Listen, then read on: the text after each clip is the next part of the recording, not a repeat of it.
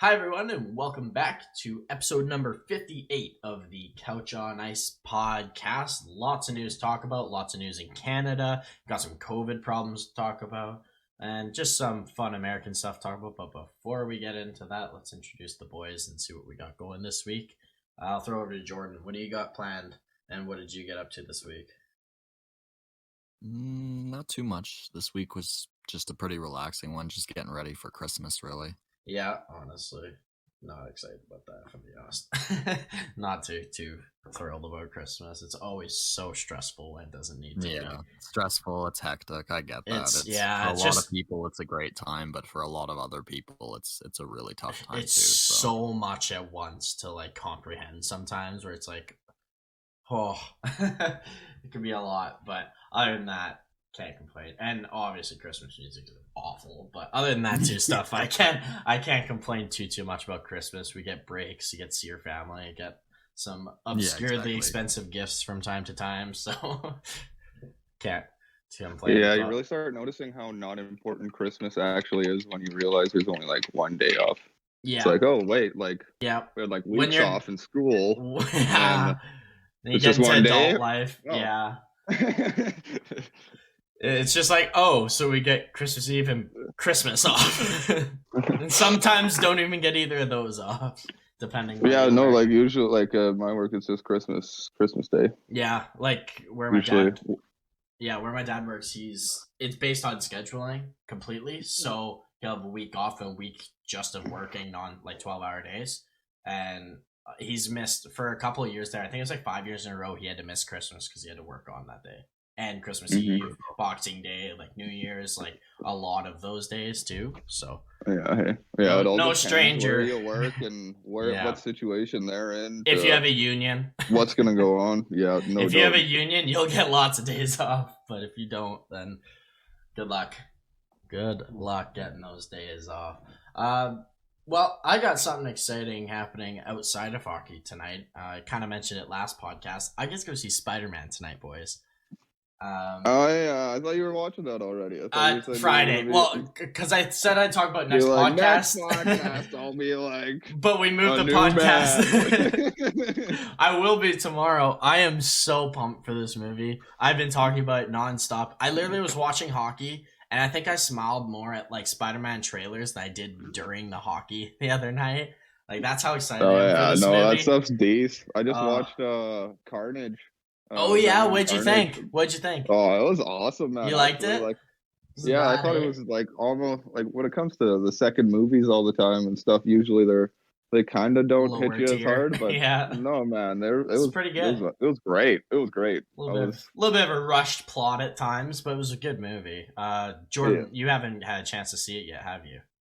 No, I haven't seen Carnage yet. Oh, it's worth a watch for sure when you get a chance. Yeah, it's definitely on my list because I've seen all of the other Marvel stuff now. Yeah, so. Have you seen the post-credit scene for it, Chase? I won't explain it, but did you watch the after movie scene that was shown? God, I did. I don't even remember what it was now. Okay. I think about it. Well, when Jordan's gonna have to keep us in the loop when he watches it, and then we'll have a discussion more in length because it's insane. Yeah. It sets up so much for dude. I almost watched another episode. I almost watched it again last night. Yeah, I watched it a couple of days ago, and then I was like, I just watched this movie again. Yeah, it's so good, man. Marvel's always killing it right now, and they got another couple movies that are gonna be great. So super duper pumped for that. The only downside about going to the movie tonight is I'm gonna miss the Penguins game, so I'm a little disappointed in that. But we're playing Buffalo, so if DT isn't playing, I'm whatever. And the most highly transmissible virus that we've had so far is out there, so it's not great. The old it may not kill you as bad, but probably true. What is it, 70% more chance? Goddamn, I don't even know. I don't know what Omicron. I don't know what to believe. The old Megatron. Yeah, I don't know what to believe half the time with that stuff. I've past couple of years, actual medical doctors, basically. That's about all you can do. But when politicians start talking about this stuff, it's you don't even know what you're talking about. You're not qualified to say any of this. So I just don't. Some guys are it's hard to for listen. their own. Hard to listen to any of it because I don't know what's true. I don't know what's fake. Like, they don't tell us anything anyways, and it's not like we matter. We're just cattle for taxes. Yeah, no, you have to go that's all that matters. You have to go to the straight source all the time now. There's no listening to like the news or something and knowing all this stuff. It's like, and even straight source like gets spotty at times. Straight to this, with social media and unreliable. Yeah, well, it depends on the situation. Like, people are paying for certain things to be said or certain things to be written out. Well, that's what I mean. Like, you can go to the source and like explain it, but they're just gonna radio you. Like, you can make anyone sound like the worst type of person on a radio show if you just cut certain pieces where they fuck their words, or there was just out of context saying something, and so that's just all it is. That's the problem with media. But let's not like dive into like personal issues with the world, and let's get back into some hockey. We always go off on some pretty big tangents. Let's start in Canada. Like I mentioned, we have tons and tons of news here in Canada. And let's start off with the most shocking news by far that dropped this morning in Winnipeg. Paul Maurice resigns from the Jets. I listened to did you guys listen to his media release or whatever? No, I didn't. His statements about it?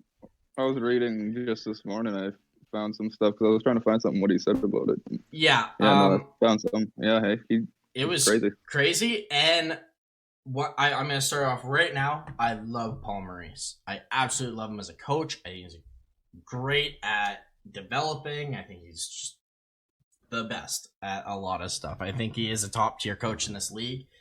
And he kind of proved it today by resigning, and it was 100% his decision. He went to Kevin Cheveldayoff and said, look, this team needs a new voice. And he started losing love for hockey, and we've kind of been talking about Winnipeg past bit. Like, maybe they're a little lazy. They don't really give enough, but they're still pretty good. Like, what is this team? And, I mean, Maurice kind of just came out and said it.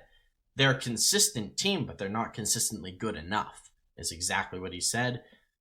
He also mentioned, too, that in the bubble in 2020, he lost a lot of love for hockey in that span, as did, I imagine, a lot of people during the whole the start of the pandemic.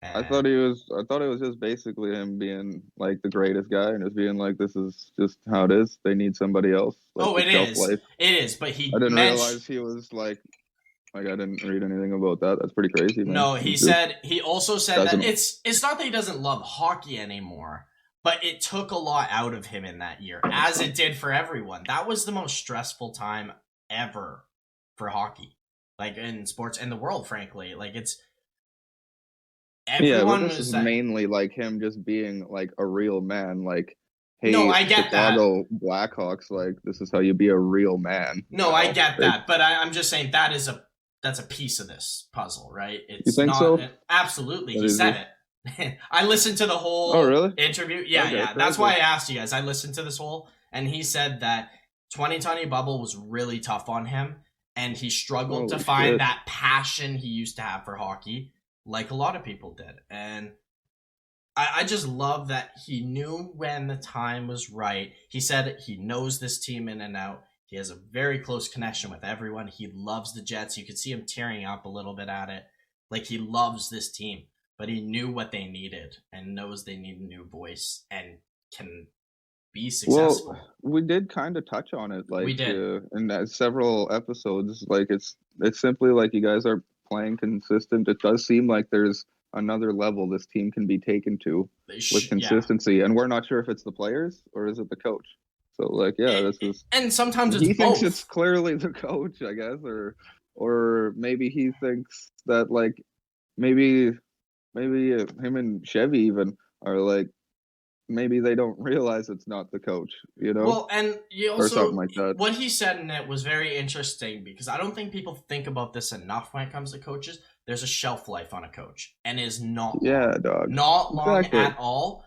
And just because you're a great coach and you lose your job or resign, get fired, whatever the case is in the scenario, man, exactly. Doesn't mean you're not a good coach. Sometimes a new voice is all you need, and it's the exact same team. How many times do we see teams like fire the GM, coach, all this stuff, and then turn around with the same squad, just a new voice? Because the squad works. It's just they were hearing the same thing for 8 years. Yeah, and man, they were sick of it. And you just get sick of your boss at some points, like, with that. Yeah, it's why they moved on from, like, Travis Green and Benning. Like, it's the shelf life. It's sad to say, like, what else That's do you do? That's his business. That is his business, like, too, though. Like, it's just how it's run. No, man, this is crazy. I respect this guy so much. Like, this is the greatest man on earth. Like I said, Chicago Blackhawks organization and management, all you guys that push this off and kept your jobs for like 10 years. This is how you be a real man. Yeah, absolutely. He's a real man. So, yeah, he stepped up and did what was the best for this team and the people you're in the situation. You know what's going on, you know? Yeah, you know exactly what's going on, especially as the head coach. You know exactly. And we found that out this summer. With even some of the most awful stuff, the head coach is well aware of all of it. So they know their team in and out. If they don't deserve to be that coach anymore anyways, so it doesn't matter. But no, imagine if everybody was like this, if all GMs and all that stuff were like this. You'd be able to pay these guys a lot of money, and you guys would like end your agreements every once in a while because you know it's just not working or something like that. Yeah, absolutely. You're just actually trying to be as straight up as possible about it. That's what I love about that guy. I'm going to miss him so bad for the Jets, dude. I know. He was a super big icon when it came to just, man, that guy's like the only coach I've ever heard actually like talk like I thought a coach would talk. And he's the only honest coach I've seen. One of the few honest coaches. He even said it in the press conference today. I can't remember what it was referencing, but it was about like a couple games ago, and he said that I should have been completely honest with you. Instead of saying that they were like lazy or sluggish in that game, I should have been real and saying this and saying that they're just not consistent, good enough inconsistency, where they have another gear they're not hitting that he expects them to hit. So I absolutely love Paul Maurice. I think he's a stand-up coach. Everyone loves him. He's a great interview. He always is super engaging, super respectful. He knows he can bust off, like he can kind of give it to the team when they need it, but he knows not to overdo it and make them feel like they're walking on eggshells. I think everything he did in this scenario and what he's done for the Jets, he turned them into a bottom 10 team into a top 10 team, arguably. Like, he's done his job very well, and I respect him a hell of a lot for what he did and his 8 years. Do you guys have any other notes you want to add to the Paul Maurice resign? No, I mean, I think it just shows that he's just as much a fan as much as he was a part of their staff. He loves this team. And it's also worth noting, too, he was the second longest tenured coach in the NHL behind Cooper in Tampa. Wow. So that says a lot. Like, this is going to be groundbreaking after Jets games, and just him not talking about this is going to be super weird for me. Yeah, it's going to be very, very weird to see. I've grown very fond of this team, you know, like after the Flames and Oilers piss you off for 10 years straight, you start looking other directions. Yeah, absolutely. Absolutely. And he also said, too, he is willing to coach or come back to a team and maybe even come back to the Jets in some capacity in the future. But he said, do you think it'd be this year? I don't think he's coming back this year. Hey, no, not this year. But off, right? Like, he's not. He says he's leaving the team for now. But the door is always open for him to come back in a but not even capacity. Just the Jets. Yeah. Oh yeah, not coaching. I don't think he'll be coaching this year. He's gonna take the year off without question. But he's definitely gonna. He said he wants to coach. Did he say that in that interview, or he said he's will? Yeah. He says everything I'm saying is from the interview. I'm not making any of this up. I think everything he said was, he will coach again, because they asked him if he would be a GM or an AGM, all these type of questions. Like, and he come said, back right now. Not right now. He did not specifically say right now. He said he's fully leaving the Jets and staying away for a little bit, and that's all he said. So, no. but I love what he did. That's all I gotta kind of say. Hopefully the Jets go in the right direction with their new coach. They hired Derek Lowry, who is an assistant coach for them. So he is taking over. I don't know if it's interim or if he's the head coach. I haven't seen that yet. But Dave Lowry. Sorry. I was thinking who else was I thinking? I have another guy, Derek, who just signed as an AGM. Yeah, well, perfect. Let's slide over to Vancouver then. That's a different Derek. The Vancouver Canucks make a couple front office signings. Nothing crazy news, but just bring it up. They hired Flames pro scout Derek Clancy. So I got Derek from. He's the assistant GM of Jim Rutherford now. And Dan Schmiel is vice president of hockey ops. So just a couple brass moves. Yeah, he was one of the 4 guys mentioned to replace Benning right after they let him go. So that's why he's worth noting. And while we stay on the Canucks, I know we talk about them a lot, as does everyone right now, but we should bring up they are still undefeated under Bruce Boudreau. Mm-hmm. Yeah, buddy, they did win those last 2 games. Eh? Yeah, and I'm not like backpedaling super far back, but I'm going to take a little backpedal and say this team isn't completely done. I don't think they're a playoff team based on the start, but they're a hell of a lot closer than what I was saying last podcast. I didn't realize how close they actually were to playoffs because it seemed like such a dumpster fire for a while that it was like no chance. Yeah, no chance. I'm so mad that the 25 game mark was right when all that happened because I just did all my rankings and stuff like that, and I was like, oh my goodness, like I'd have to change everything based off of like what I'm assuming could happen, and I don't even know what's gonna happen. I haven't seen Boudreau or them play a game yet. Like maybe a 1 game I saw, and that was it. Yeah, I watched them play a little bit last night, and I mean, they are trying to go for rush chances like crazy now, and they're the best team off the rush in the NHL since Boudreau's been hired. They should be.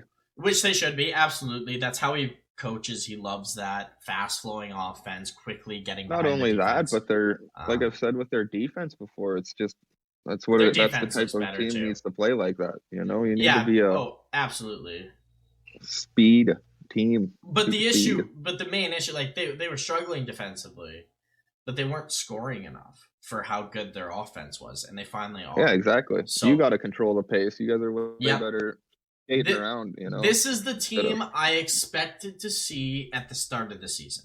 Is how they're playing right now. Yeah, dog. Is exactly what I was expecting. Yeah, they got Toronto and Zona this weekend. Like, I'm pretty sure if they beat Toronto, I guess you guys would be listening to this, probably beating Toronto right now. Yeah, no, I'm feeling this team pretty hard. I like exactly like you said. This is what I thought they would be from the start of the season.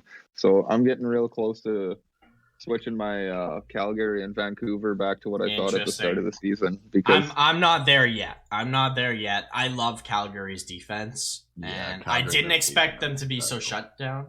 So I guess I shouldn't say switch them because I had Calgary fairly low. Calgary's definitely going to be in this hunt. For sure. For sure. They're going to be within 3 points of making it or not. Like, with at least. At least. They'll be, a lot of these teams in the Pacific. This is going to be a tight race. But I feel like Nashville is definitely going to be in there, if not a secured spot, the way they're playing. Honestly. What was the other team that's St. Louis kind of floating in that spot? They're pretty decent. I guess so. They're right behind Nashville. They're tied in points. Yeah, I guess they're up there. Minnesota could drop a wee bit, but there's going to be a good. There's going to be a lot of good hunt in the West. This West is going to be card spots.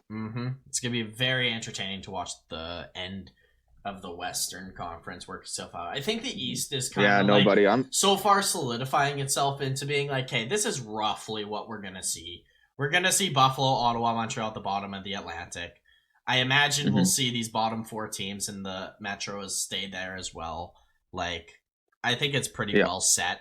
Other than Detroit, I think Detroit and Boston are the only teams who will battle for a playoff spot. Yeah, exactly. The last spot this year. And I'll point out again here that Boston has 0.06 higher of a winning percentage. So, like, it's not a lot, but it is something. I guess. Like, games in hand and crap like that. So, I can't wait to, like, get wait until those teams actually even up, whenever that point of the schedule is going to be, to see what kind of records they're sitting at by then, because they're only 1 actual point apart, and Boston has 4 games in hand, so for sure. Obviously, Boston they have a clear edge on the schedule, but you expected that at the start of the season. On my wings, eh? No, I'm not going to give up on them, but I'm definitely not putting money on them to be a playoff team. They'll be in the hunt till the end. I just don't think they'll have enough gas to. Yeah, dog, you're gonna have to trade me back to Raymond. I'm just killing myself. Ever since I made that move, I'm like, why did I ever give him up? It's so cool having wings guys playing good. Yeah, I had 2 guys offer me. So this week in fantasy, I messed up and I forgot to set my lineup in time, so I had an extra spot not filled on my defense. Yeah, that's what you do when you're up top. I'm trying to beat. I'm 10 points off of being in first or something, or 15 as of yesterday, and I forgot to put Raymond in. I got 3 trade offers from people saying that were like the worst deals I've ever been offered. Oh man, people are horrible in that league. They offered me Curtis McDermott or something like that for him, or McDonald. I offered bad fucking trades. Oh no way! You're the only person I make trades with fantasy, actually, because you're the only person that you're the only one that listens and goes, "Okay, I'm willing to compromise." Yeah, exactly. There's a couple other guys that aren't too bad, but no. It's a tough league for that. It's tough. There's a couple. They're so quiet. But back to the old wild card race, man. It is dicey. I really, like I said, I'm feeling Vancouver a lot right now. This is they got complete better. I just love it. I love it. I just hope to see more of it. I want to see this Toronto game and see how they get. That'll be a good test. That'll be a great test. Toronto's been kind of on a lowish. They're still up there though. The last few games, but it's not like they're. I'll tell you how they'll play good. They will play good every time Justin Hall isn't on the ice. He is awful this year. Oh my god. Yeah. Are you done with Vancouver, or do you guys want to say our final notes so we can slide to Toronto? Last thing I'll say about Vancouver is just that they play Toronto and then zone in the back-to-back, so you're on this high. Get this win, and you might be able to squeeze off the next one, and then you play San Jose again. You might be able to get another. Might be able to get 3-4 wins in the boat. That would be pretty big. Absolutely. So let's slide into Toronto quick. I don't want to spend too much time on the Leafs, but enough time to get the point across. Some Canadian teams have changed their capacity limits. Both Ontario teams, Ottawa and Toronto, have lowered it to 50%. So not great, but we're just trying to get past Christmas, and then hopefully stuff will be better by then. That's what I'm hearing around the league based off of analysts say. Like the owners, said, that Omicron is 70% more infectious or whatever. So it spreads 70% more. So it's just simply you can't have as many people. Take a step back, wait, let it kind of pass a little bit if we can, and see what we can do. It's 30% from what I understand was the less deadly. I believe those were the numbers from what I remember. So it's not nearly as bad, but it spreads more. So it's just it's going to be a fucking nuisance if we don't actually do something about it. So no, absolutely, it's a smart move, especially in those places, man. That's a lot of people. It is a lot of people in Ontario pass by to get to that place. Yeah, for sure. Some more Toronto news. Spezza, he appealed his 6-game suspension, and it was approved, and they reduced it to 4 games. Wow. I think that's fair. Wow. Based on his argument. No, wait. His hit was dirty. His hit was dirty, but he's a very, very clean player throughout his career. How old is he? 36? 37? He's 37. He's really done nothing too much other than a couple slap on the wrist, which you'll get having that long of a career. Yeah, and there's a lot of other. There was a lot of intangibles. Slightly that game was regular memes and biting people and stuff like that is getting less. Past 2 weeks have been pretty crazy with really stupid injury, or not stupid injuries, but stupid causes to injuries. No doubt. Come on, guys, use your brains a bit more on this. Getting too settled in. Sometimes, too settled into playoff hockey. But no, it made sense. Spezza, what the argument was, he was already in line of hitting him while he was falling, and there was zero intent to hit his head, but the momentum couldn't stop it, which is kind of fair. But he did mean to like absolutely try and crush him. So 4 games, it was intentional, but not a head hit was intentional. So 4 games makes most sense with how they're cracking down. It was intentional, but not that intentional. It was intentional. It was intentional to make a big hit, but the injury was accidental to him. Is basically it. So I just wanted to say about that, and let's talk about Morgan Rhylan for a second, because this is a guy who for many, many years now has been typecast as your only good offensive. But the past 2 years, he has really made strides in his game to work on his defensive side of the puck. And I'm quite impressed with how he's played. He's taken that number 1 defenseman role and kind of ran with it quite well. TJ Brody's fit really well with Riley as well. They're just complement each other's deficiencies. So I wanted to bring him up and how that defense is screwed without him. Yeah, hey, no doubt. Just looked at his last 4 games. Yeah, 4 games. So 1 goal, 1 assist, an assist, 4 assists against Columbus. So yeah, that's insane. Wowee, that's pretty cool. He's awesome. Goals, 22 assists this year. Like wowee, this guy's. He's having a good year. He's having a really good year. Nobody's talking about it. So I just had to bring him he's in up. Leafland. Yeah, him, right. We've known Morgan Rhylan is going to be a number 1 defenseman for at bare minimum a top pairing guy. We kind of knew, which he is already. What season was it? Was it 2018 or was it 2019 where he had like that 70-point season and just kind of like exploded for a year? Yeah, no doubt. Like, and then he got injured, but still, like ever since then we've been kind of waiting to see that Riley again, and it's different than what it was back then because it's less offensive, or maybe not quite less, but similar to the closest. But his defensive game is so much better now. Yeah, he kind of reminds me of like when Justin Falk became who Justin Falk is. I was sort thinking of thing. Chris Letang. Yeah, no, like you kind of come out and you just have like a monster year, and you just seem so comfortable out there, and you seem like a monster, like you're controlling the ice, sort of thing, and you're effective, you know it, sort of thing out there.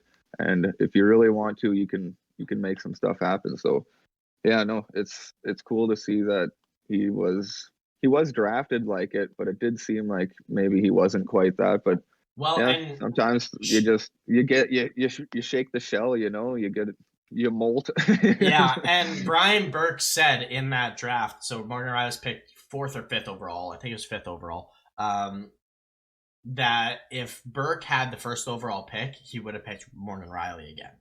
That he was the best player in that draft, and he knew he was good. Yeah, because that was the Nail Yakupov draft that was drafted 1st overall. So he said as soon as Yakupov went, they knew they were getting Morgan Rhylan, and they knew that he was the one he wanted. Yeah, I still wish he actually. Oh, sorry, I lost track of thought. I was looking up his. No worries. His stats here. No, he's. Go on. No, I just wanted to point out how good a season he's having, especially in light of Muzzin and Hall playing under what they were. I'm going to say, well, Muzzin's playing under value of what he was last year, but Hall has been utterly awful. And I don't know where this kind of came from, because he was very solid last year. He was solid the year before, too. Was it just the Canadian division? Is he having just a down year? What's the case? Does he need to change the scenery? What do you guys think about Justin Hall and kind of his scenario? A mix of division and also just being comfortable with the right partner for a while. And that's the problem, is like he was so comfortable with Muzzin and they played so well as a shutdown pair. It's like he forgot how to play hockey overnight. Exactly. I don't know why.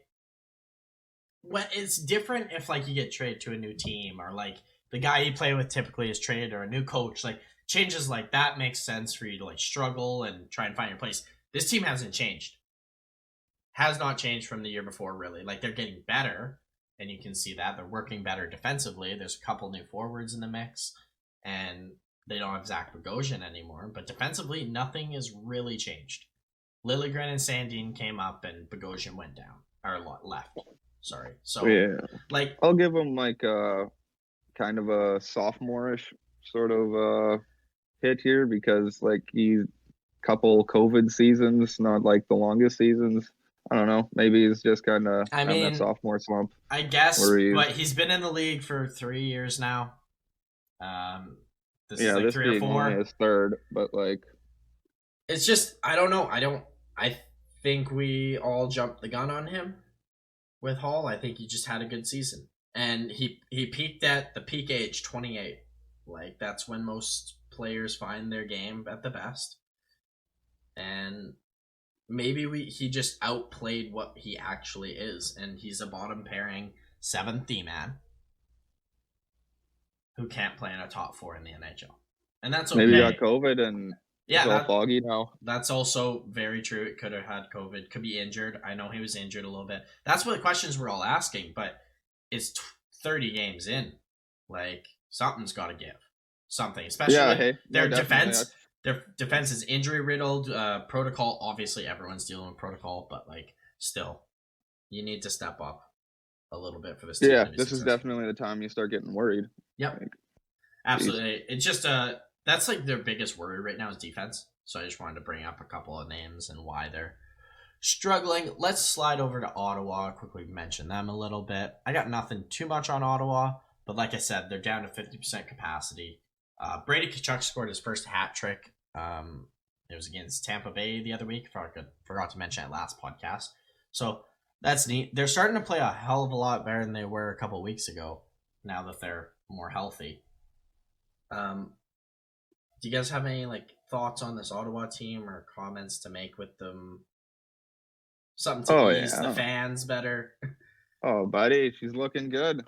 Start watching now. If you haven't been watching, you should have been watching for the last little couple weeks here because they've been great. Absolutely lit up. Yeah, Anton Forsberg on like a 6-game winning streak or something like that. They beat the Florida Panthers 8-2 as well. Like the Florida Panthers, who are the arguably one of the best teams in the NHL. So they're playing outstanding. They leapfrogged Montreal yet again with 4 games in hand. But we'll get into the Habs in a second. Do you guys have any just notes, any call-outs for Ottawa? Players so he did lose his last game. They lost against Tampa there, but Tampa. He did have a 5-game winning streak. Anton Forsberg. That's awesome. That's exactly what they needed too. Is just goaltending. And anyone to come wins against Carolina, Colorado, Jersey, Tampa, and Florida. Like those are some pretty nice teams to beat. So absolutely. Yeah, no, it's kind of that whole nothing to lose mentality. Like you should really use that. Clearly has been helping right now. What's his name? Tkachuk's really looking good. Yeah, I saw a lot of people joking about when Lemieux bit him that he is like Spider-Man and gained like powers and just capable of scoring goals. And I don't know if you guys heard it too, but Brady Tkachuk is in an interview. I think it was like mid-intermission or something like that, and he's playing with Drake Batherson and Josh Norris, and he's like, oh yeah, man, I've been playing. These guys are great. Like they're a great partnership. I love Drake and Josh. And then he goes, wait, that's a TV show I used to watch. And he's like, did I just do something there? And I laughed my ass off. And then someone made a screen grab of the Drake and Josh theme song. You know when they're sitting in the lawn chairs, and it was just. They put faces of Batherson and Norris's face on Drake and Josh, and that was created by Brady Tkachuk.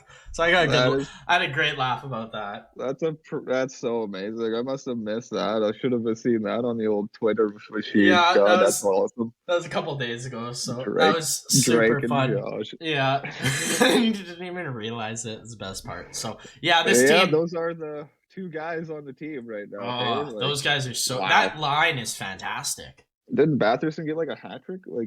He's so good. Yeah, he did recently. I think last week or something, a week ago or so. He's been really good, Drake Batherson. He's got 28 he got 3 assists, 2 games in a row. He has 28 points in 22 games, Batherson. Like he is crazy. Legit on. I mean, I'm pretty sure he missed a couple of games to protocol, but he's legit on pace for like 90 some points. Shabbat has been wicked too. Yeah, that too. That's a player that has been. I watched him walk Ryan McDonough the other night, which was, or was that yesterday or 2 days ago? Oh man, he was just getting like absolutely no points, and holy crap, this tear is just insane. 2 points, 1, 1, 2, 2. This team 1 is goal. Like great. wow, like this team 30 minutes, like 3, 4 times in the last like 7 games. Yeah, and I'm counting 30 minutes as 29 minutes because that's basically. That's insane. Wow. Like he's so good. This team core is brilliant. I love this team's core. I loved how they've been built. Do they need a goalie? Absolutely. I mean, Gustafsson could still definitely develop into that. I mean, he's only 23. That's extremely young for goaltender. If Forsberg can be a number 1 for another year or so, then maybe you got something there. But no, I love a lot of the look of this team. It's just they gotta round it out properly, and then they're good. Like I said, I had high expectations for this team this year. I had a lot higher expectations. I thought they'd be well ahead of Montreal, and it looks like I'm right. I was very wrong off the start, and now I'm very right again. So, oh yeah, definitely. Hey, like this team is wow. It sucks. Like to me, I was just assuming they just have a off year with like injuries and stuff, which is kind of happening. And I guess we'll see how the rest of the season goes. But let's be serious, if they can keep the team healthy from now on, and maybe actually attempt like get a defenseman. I don't see why they didn't get like just any sort of normal. I think Del Zotto was sent down now, or he was for a day or whatever happened. Can't really be too surprised. I think they need 1 or 2 defensemen, honestly. But the they issue, need several defensemen. They do. Like, just get one guy. Yeah. Right now, like you got a team that can like wants to actually play hockey and is showing to play hockey. You know, so like let's don't do what Detroit did. No, when absolutely. We just sat there and watched our team just be terrible because they're not in that position. They're not in that position. Ottawa's good enough doing that. That was a couple of years ago games. idea, or a year ago idea. Like none of that anymore. Yeah, especially after what did Dorian say? We're just time to win. Yeah, I hate when GMs do that. So you can say that. Your team will tell you when they're winning. Yeah, you can say that after you traded like for Marcus Pettersson, like I told you to. Yeah, that would have been a good move. He's been a really good this year, actually. So I would have been disappointed if they had lost this team him with how he's this team would not have had the start they had if they had a guy like that. Yeah, like, they definitely could do it with the team, man. I have watched a couple of their games, and they have like I've seen 2 that stand out the most. Obviously, Jacob Bernard-Docker and Lassie Thompson on defense. Lassie, I love. They've Lassie. come up and down a little bit and switching. Those 2 are fantastic and are going to be very good NHL defensemen. So they got a lot of great prospects in the bank ready to come up. And just on defense alone, let alone forward group too. Like they got Parker Kelly, who's played games this year offensively. Really, Greg. Like still got those guys coming up. Well, kind of had to. Yeah. yes. Had to play them, but still. A lot of guys come. I'm a big fan of Lassie Thompson. I don't know what it is. I just have this little niche for him. I just think he's going to be super for his whole career. Not saying like superstar, but like no, absolutely. He's just going to be a great player. Just one of those guys. He played with Shabbat and gelled really well with Shabbat. Not that I imagine a young, skilled defenseman would thrive with a number 1 defenseman like Shabbat, but like it's just a nice note to see. You could have your pairing for the future. Imagine your top 4 in 3 years could look like Shabbat, Thompson, Bernard-Docker, Jake Sanderson. That's a pretty good top 4 if everything goes to plan. So love this team in the future. I think they're going to become very effective in 2-3 years down the road when Sky's kind of developed and made more of a name for themselves. Yeah. So. And my issue with their not getting a defenseman is simply because like you're choosing to like play Zotto and like Nick Holden and like Josh Brown. Like Josh Brown, that's the one guy you're kind of like tickling in there to see if he could be an NHLer. Like why don't you just make that all 3 guys trying to figure it out if you're because you didn't bring in like a vet to like help these guys. You got Zaitsev anyways. He's your biggest vet on defense. So you may as well have just went straight young like you did with your forward group. Like that is, Just, yeah, definitely some small stuff they could do, but for the most part, right now it's not a big issue until. Yeah, like it doesn't matter. Like you should lose, and you know, yeah. They still got time. If they start like dropping the ball in 3 years from now, that's when I'll be worried about this team, and like some of the moves they didn't make or did make in that case. So, but let's move off of Ottawa unless you guys have any final notes. All right, let's go into the Montreal Canadiens. So, let's start with that they had no fans last night. Sorry, excuse me. Yeah, go watch those games either. Yeah, no, sorry.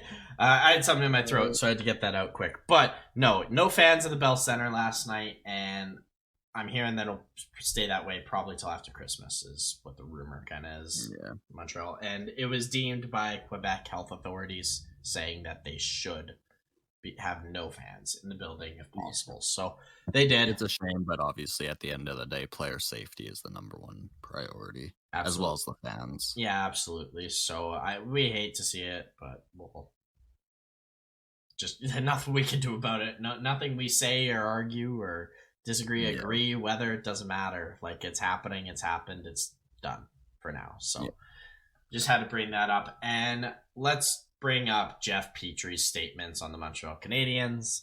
This is what he said after the loss to Pittsburgh the other night, 5-2 loss. It's frustrating, said Petry between sides last night's game. It's the same things over and over. We're not playing as a team. We're not playing as a group. It's like you're searching to find where people are. And it seems like there's no structure out there. Now, the reason I bring this up is this set fire to Twitter a little bit, and kind of rightfully so, as the Habs just hired Ducharme last season as their full-time head coach.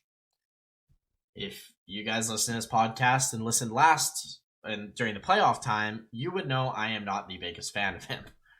And I don't think he is an NHL head coach right now at all. And that I figured this team would struggle. And when your best defenseman comes out and says there's no, and veteran defenseman too at that, says there's no structure, I think there's a little bit of time for panic, no? Yeah, I think so. What are your guys' thoughts on, well, Ducharme first, while we're on that boat, do you guys think he's able to turn his coaching career around with the Canadiens at all, or anything? I don't necessarily think with the Canadiens, but I wouldn't count him out entirely. Yeah, I don't think it's fair to completely count him out entirely, but I would say it'd be only with the Canadiens. Yeah, that's fair. He's been, went to a cup final. Quebec Nordiques come in. Other than that, yeah, I guess he's only there because he speaks French, so that's one of the big reasons. I'm not just saying, it's a big reason, and I don't know how many people would want him in their organization. Like, I don't know how highly touted he is as a coach. Like, I don't believe he's. I don't think very a highly touted coach. So I don't think I've heard many people say great things about him since he's taken over as head coach. I've heard things like Montreal settled down, but every team settles down when they're in hell. So no, I didn't really know where to go with the Ducharme stuff. I just wanted to kind of see where you guys' thoughts are. Like you guys know what I said last playoffs, I do not think he's a good enough head coach. I thought Richardson was better during the playoffs last year, and I know he stepped in and everyone's like, oh, he didn't have to do anything. He just stood behind the bench. I think they looked way better against Vegas and Winnipeg than they did any time else in the series when Ducharme was coaching. So I don't think I'm that crazy in saying that when Luke Richardson, I think, has a equal or better record in the playoffs last year because their head coach went out with COVID protocol. So I don't know. I think it's time for big changes in Montreal. This team is going to be very fascinating to follow for the next couple of years, and not necessarily if you're a Canadiens fan, but outside of that, it's intriguing to see what they're going to do. It'll be pretty exciting for a Canadiens fan, just not in the good way. Not in the winning way. You're going to be trading guys away, but you're going to be getting some But we all know how Habs fans are when they're not successful. They blow up.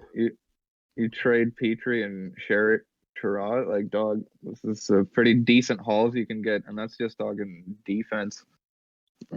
Yeah, they could really make some real moves and get back going real quick, like the old Wayne just did, and that's why that guy's there. Yeah, exactly. So, no, I just this team. So Weber or not Weber? Price out and out. Like, are you saying trade it out? Or are you saying like? Yeah, it would be no, trade it. I guess anyways, but I would say more trade it. That's kind of what I'm asking. You think he gets moved? I think the contract. There's one way it gets done, and there's only one way in my eyes, and that's 50% retained. On him, at least something a lot 40% at probably the minimum. If you're going to retain Carey Price, I'd want it to be at least 7-8 mil. Like, you know, at least. I would want it to be. So he makes what 10.5, right? I think 10.5. I think it's exactly 10.5. 10.5. Okay, so it's 5.25 is 50%. I would take him at 6.5 maybe, if I'm the right team. Only if I'm the right team, though. If I'm maybe as a Colorado-ish type team, maybe as a. I'm just saying, like, I'm not saying Colorado, but like a team in their position to win. You need to be in the position to win for the next 4 years. If you're getting, I believe it's in the best interest for both of them, as in management and Price, to stick it out. Honestly, stick it out. Because the whole recapture penalty, the fact that Price doesn't want to, he wants to be a Canadian for life, and I fully respect that. So it is up to him. Like, maybe this break is kind of the start of him just kind of starting to push the reset button and taking a new kind of look on things, and maybe he's gonna, and maybe he's not looking at the whole have to stay in Montreal is such a big thing anymore, you know? Like, I wonder if maybe that's a weight he's carrying or something, you know? Like, you never really know what the hell's going on with him with all this stuff going on. So, but like, based on the injury history and the problems he's had more recently with it, and it's been his groin, which is one of probably top 3 worst injuries you can get as a goaltender, is your groin. That or your knee. Yeah, those 2 are the worst you get. Or your back. Those are probably the 3 that will kill you as a goalie into trying to come back if you really injure it. I wonder if he's going to retire if he's not dealt. This team is nowhere near competitive in the time frame his contract is. He's 34. If he's not moved out in the next year, 2, 3, whatever the case is, I think he'll retire. Yeah, I think so, unfortunately, too. If he moves on, I can see him finishing his contract because he's a competitor, and if they're winning, he doesn't have much of a reason to retire. But I do know how goalies are, and some that, if they're not playing at the top of their ability, don't want to play anymore at all. And they may still be good enough to be a backup or a 1B of some sort in the NHL, but not being the best goalie is not okay for them. So I just don't know where his mindset is in that sense of things. So we'll have to see.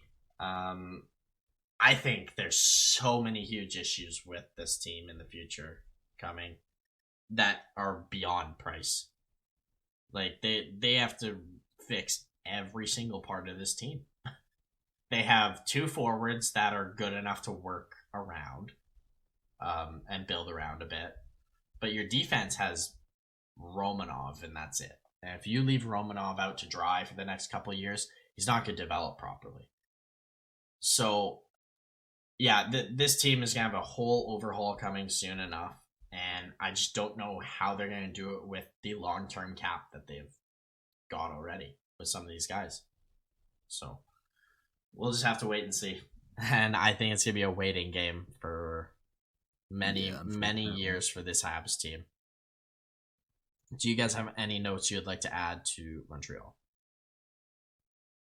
No, I don't know. The only thing is, like, I kind of disagree because I think they have enough good pieces and trade value and stuff like that to probably be able to swing this around fairly quickly. But yeah, it's okay. What do you mean fairly quickly? Good. Fairly quickly, as in couple of years. Like I don't know, they could even do some 3. Yeah, I don't. Yeah, I think it's this a year's little a write-off, but I think next year might not. I don't know. Again, it depends how they do this and what sort of direction they go. If they're trying to it depends where they're trying to go up for next year with assets, and then they do decent, and then like the next year, it's kind of more like 2 years. So kind of right now for this year. If everything goes perfectly for them this year, then maybe it won't be as long. But that's the only way I don't see it being 5 years. This year or next year has to be absolutely perfect, off-season wise, and brass decision making. Like they need to get the first or second overall pick in these next 2 years for it to be relevant to be good in the next couple of years, like 2 or 3 years. So if they get Shane Wright, Bedard, or Michkov, then I'm not giving up on any team that has any of those three. See, like, yeah, that's what I'm saying. Yeah, like they can. So. Yeah, like, that's what I'm saying. They could definitely make some moves this year and make sure they get down and they get one of these, a Brad Lambert or one of these real good. Yeah, there's a couple of guys like Miroshnichenko, who's also pretty highly touted. Joachim Kamel, who's a decent. Yeah, exactly. Maybe they get the guy that drops to 5 or 6. But the issue with getting guys like that, 2, 3, and 4 or something, is they're 2-3 years out from playing in the NHL. Yeah, but that unless they're like Cole Sillinger, you have your full off year, like I'm saying, and then. Well, guys that highly touted might actually play that next year, so I get that. You never know. Like for sure. I feel you, man. I'm not trying to convince you that this is going to be easy. That's for sure. They're gonna have to, like I said, they have lots of value. They have lots of players that the problem is you're gonna have to retain on some of these deals, and that's what might kick you in the ass. I'm just looking at some guys, and I'm like, oh boy, this is going to hurt them so bad long term. I'm looking at Jeff Petrie. I don't think it's going to hurt them so bad, but like it's definitely going to hurt them. Brendan Gallagher is going to hurt them. Mm-hmm. They're going to be very mediocre team for a very, very long time. And that's what they were with Price because they had no one but Carey. And that's my biggest fear with this Canadian team. I've never seen a Canadian Montreal rebuild properly, ever. Oh, no. So it takes too long. It takes too long. And that's why I think they're going to fail. I think every Canadian team... Well, yeah, it's the problem with Canada in general. Absolutely. It's actually, Edmonton looks like they might not screw this up, but we'll see this trade deadline. If the whole world just is like, you have to make moves or we'll shoot you in the back of the head, Kenny. And he's just okay. Realistically, that Edmonton team that had 4 first-round picks in 5 years should have won a cup based off that. Just that statistic alone without knowing the players. You almost would think so, eh? Yeah. Oh, if you were to go back 10 years, or well, I guess it'd be longer because that's when they started getting first overall. But like 12 years, and you told someone, team in the next 8 years is going to get 4 first overall picks, or at least top 3 or whatever it is. And they're not even going to make playoffs more than once. Yeah, that's pushing it too. Until like 2019. It was the smartest rebuild in the world because he ended up with Leon Draisaitl and Connor McDavid. Pick and choose from all these guys, see who they are. Taylor Hall, is he a number 1 guy? Doesn't even seem to be able to handle his own second line. Jordan Eberle, is he a number 1 guy? No, but the point of the draft is to not be the worst team. Is Nuge a number 1 guy? No, you just signed him for $5 million. That was the smartest thing, whether we thought it was a waste of whatever. But the argument's just they shouldn't have had McDavid and Draisaitl. It's a blessing that they got them for themselves. But that was fluked their way in. They shouldn't have won the lottery for McDavid. That was Buffalo's draft. And Arizona, I'm pretty sure, was second. Supposed to be.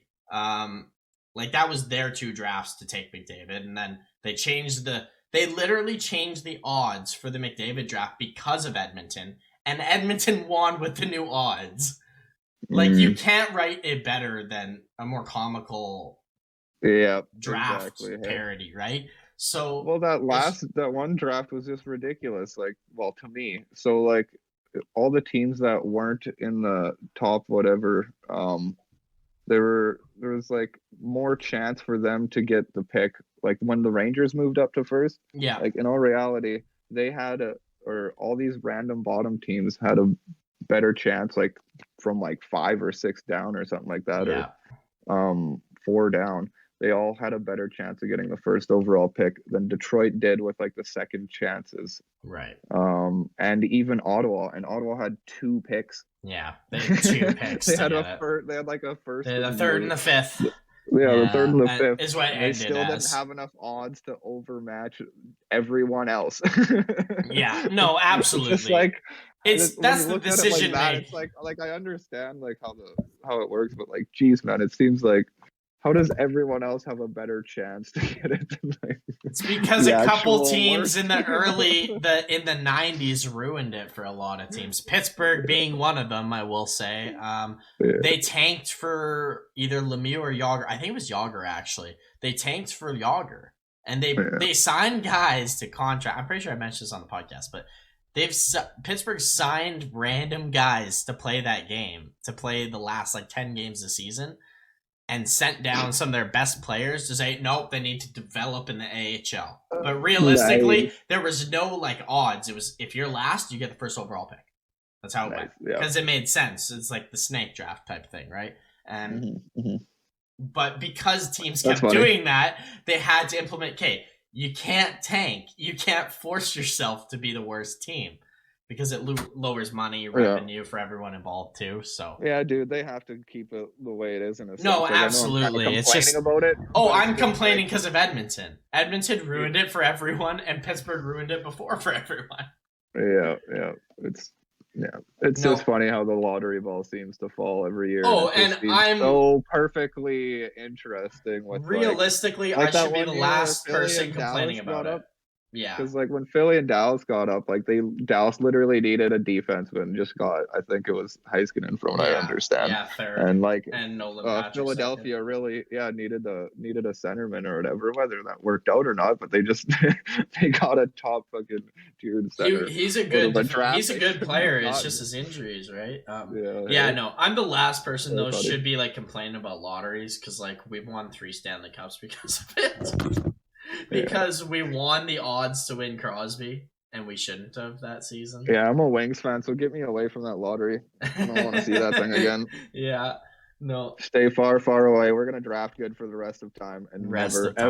Yeah, we're just gonna draft. We're gonna go to the nations nobody wants to, and pick out all the best players from that nation. We're just gonna start our own like training facilities and groups and stuff like that. Well, you basically did it in Russia in the 90s, and the late 90s and early 2000s. I'm pretty basically set up a Detroit Red Wings arena in the center of Russia for all the best players to go to. I'm pretty sure we prod our European players to be like, so I'm gonna start up a hockey camp in Sweden. There's a training camp called the Detroit Red Wings Russian training camp. Actually, wait, before you answer. The pre-contract training camp. Yeah, no, it's ridiculous. Let's quickly jump back to Edmonton though after and talk about a little bit their season, what's going on. It's the season of jersey throwing in the NHL. As an Edmonton Oilers fan the other night, throws their jersey on the ice, expecting them to make a coaching change now, because that's what every fan. All of the jerseys thrown have been Canadian teams. Nope, not true. There's been one American team that happened last night. Oh, okay. And nice. I don't know which American team it was, but it was in the Vegas game. Who did Vegas play last night or 2 nights ago or whatever? I couldn't see the jersey because I balled it up and threw it on the ice and it was white, so I couldn't tell whose it was. Gravy. But no, it was. So that was last night. It was either last night or the night before. Yeah, it was last night. The Devils. So. Yeah, because the scrum. It was during the big Robin Leonard scrum. And a fan threw their jersey. I think it was a Devils fan, because they threw their jersey on the ice, and I saw 5 Devils fans walk out of the building after. So I presume it was Devils. But yeah, so there's one team not Canadian that threw their jersey. Fair enough. But more funny part about it is there's more Canadian teams that had fans not throw a jersey on the ice this season than have. And that is Calgary, and Winnipeg. I think that's it. Maybe Ottawa. I don't remember. Did Ottawa? I don't think Ottawa has yet. But still. 3 at least. That's so. I'm sure somebody's tried. Yeah. So hit the netting. With the jersey being thrown on the ice in Edmonton, let's start it off with, is this fan stupid? Because I'm gonna go out on a limb and say yes. Is Edmonton struggling the past little bit? I mean, they got a win the other night. Yes, they were on a 6-game losing streak. Absolutely, they were the best team we've ever seen the first 2-3 weeks of the season.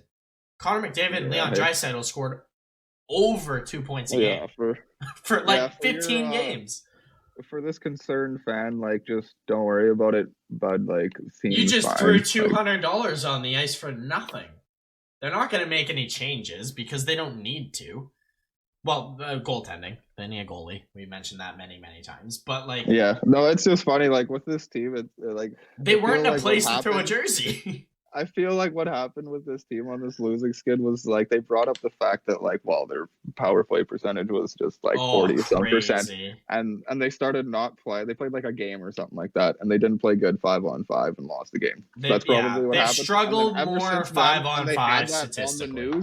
Once they had that on the news and on several sports things, I guarantee you all those guys just flash back into last year and shit, and they're just like, oh my god, oh no.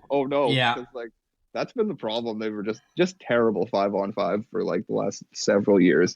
Like, it's the reason they're not winning in the playoffs and stuff like that. So, yeah, like, it's still the case now. I think it was just like a flashback to a lot of those guys. Yeah, it's still not, like, amazing. It's still amazing, but it's better. It's better. But yeah, I feel like they just flash back and they're just all like, oh absolutely. Shit. And then they just went downhill. And like, if you heard Draisaitl's interview the other day, it was just, I love Draisaitl interviews. They're so good. We're just losing. And we have no confidence, and I don't know. We get paid to figure out how to get out of it. Like, I don't know. It happens to everybody. Yeah, it's like, why are you shitting on us? You suck. Why are you shitting on us for our losing streak when the Leafs had a bigger one to start the season? Why are you screaming at us when Montreal is currently on, like, one of the worst forms?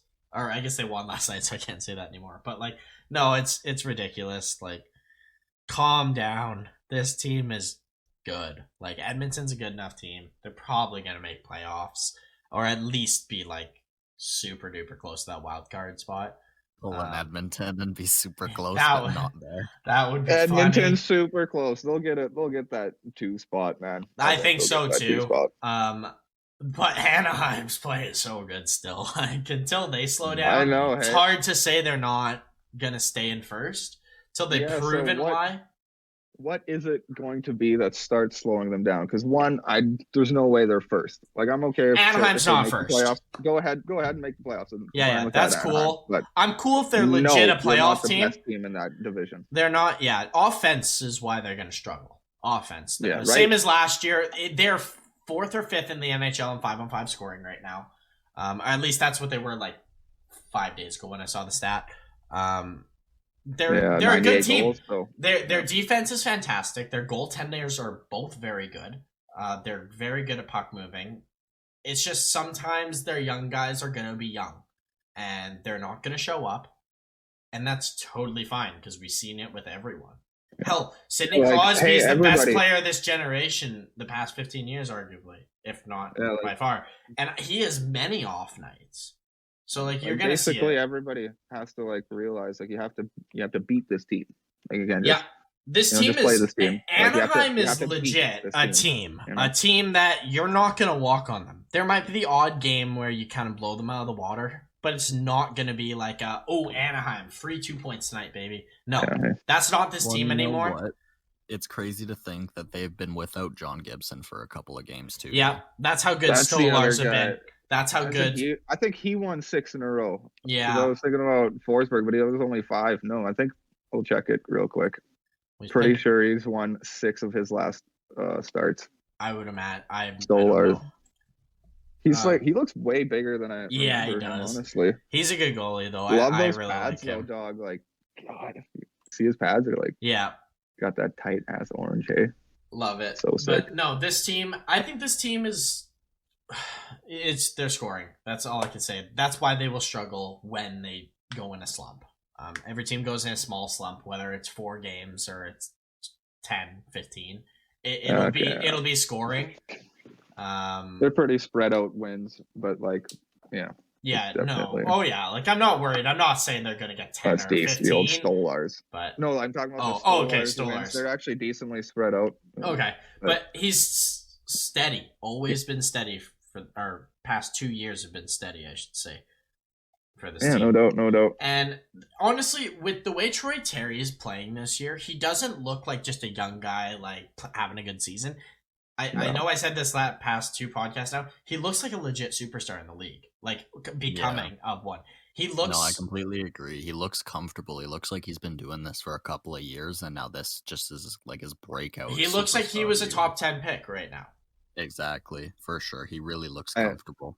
I nicknamed him Trusty Terry. Yeah, absolutely. After that first bit, man, that's like funny. fully agree. Like Trusty awesome. Terry, straight up. Like this guy's. Like you guys said, I think he found himself. He did. He ain't going away. And I saw it in him in the World Juniors. I remember he played with Trevor Zegras a little bit there. Oh, dog! Like it's the first why year. I love this guy in the first place. It's the only reason I know his name and why I love this guy because I thought he was just immense in that World Juniors, and I thought he'd be an immense hockey player. I remember when he was drafted. When he was drafted, was 5th round, by the way. Jeez, like that's insane. He reminds me of that Samuel Fogemo, however you would in say LA. it. Yep. He reminds me exactly of how I felt about that guy. Like I see him just busting out. I don't know if he'll be as good as Terry. Terry looks like Terry looks a little bit better than anybody thought he was going to be. Right? Oh, for sure, better than anyone. Like thought. Possibly himself. Like he didn't sign his ELC until the last possible time to sign it with the Ducks. It's a 5th round pick. But like I just saw this guy a couple times as a younger player, and he is so good and tight at just putting the puck where he needs it to get a shot off or get a pass off or whatever. And he just knows where to place the puck at all times the way the best players do. So I think this team is legit. I think they're a playoff team. It's going to be, if they don't make it, I will probably be shocked. Honestly, I will genuinely be shocked. So, but anyways, I know we didn't really bring up Calgary much, but there wasn't too much news other than their whole forward group is on protocol. Yeah. Other than Matthew Tkachuk and Blake Coleman. Yeah, I think it's 25 players in 2 days. Yesterday and the day before were added to the protocol list. So lots of guys. Today, I'm pretty sure Backlund got added. Yeah. Nick Cousins actually came out and tweeted saying cancel the games until after Christmas for Christ's sake, basically. Which I don't think is the stupidest thing. Like if they, I know that's left. There's quite a few, obviously a lot of games, but like for each team, probably 2 or 3 games. Team, I know they don't want to do it, and they're trying to just get to Christmas and like they'll have their whatever week break off. Yeah. Not even, I guess, but a couple days off, and hopefully it can settle. But I don't disagree. I mean, I would hate to see no hockey for the next 2 weeks, but if it needs to be so we don't shut down later in the season or there's a chance to be in the Olympics still, like I would do it. Yeah. I would really do it. So no, that's the only thing I had on Calgary. It's just their protocol issues. They've been solid throughout the whole year. Do you guys have anything to add with them before we can move into Jordan's injury corner? No, I mean, like you said, there's not much to say with Calgary but good things. So yeah, absolutely. Cool. Let's dive into Jordan's injury corner now then, and then we'll get into more of the American side of hockey this week.